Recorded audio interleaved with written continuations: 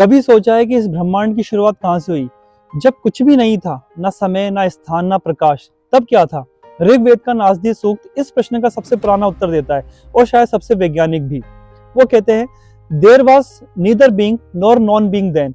कोई आकाश नहीं, कोई वायु नहीं, बस एक मौन, एक अव्यक्त जागरूकता। वह कुछ जो स्वयं को देख रहा था और उसी दृष्टि से सृष्टि जन्मी। वेदांत कहता है सृष्टि पदार्थ से नहीं, चेतना से बनी है। पहले दृष्टा था, फिर दृश्य बना। जो पहले सिर्फ चेतना के रूप में था, उसने अपने को अनुभव करने की इच्छा की और वही कॉस्मिक ऑब्जर्वेशन बिग बैंग बन गई। Creation is not an explosion, it is an expansion of awareness.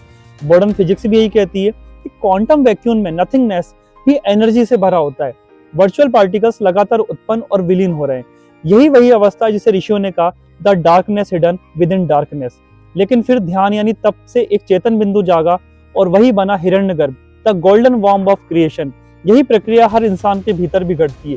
जब हम ध्यान में जाते हैं, विचार, शब्द, रूप सब लुप्त हो जाते हैं और एक मौन बिंदु रह जाता है जो सब कुछ देखता है, और उसी बिंदु से नया विचार, नई दृष्टि और नई जीवन उत्पन्न होता है। The same law that created the universe works inside your consciousness every moment. तो जब अगली बार तुम पूछो हु क्रिएटेड दिस यूनिवर्स, तो याद रखना यह सब किसी बाहर वाले भगवान ने नहीं रचा, यह सब तुम्हारे भीतर की चेतना का अनफोल्ड है। You are the witness, the creator and the creation itself. और यही है the science of Nasadiya Sukta, when nothing created everything. प्रणिपात।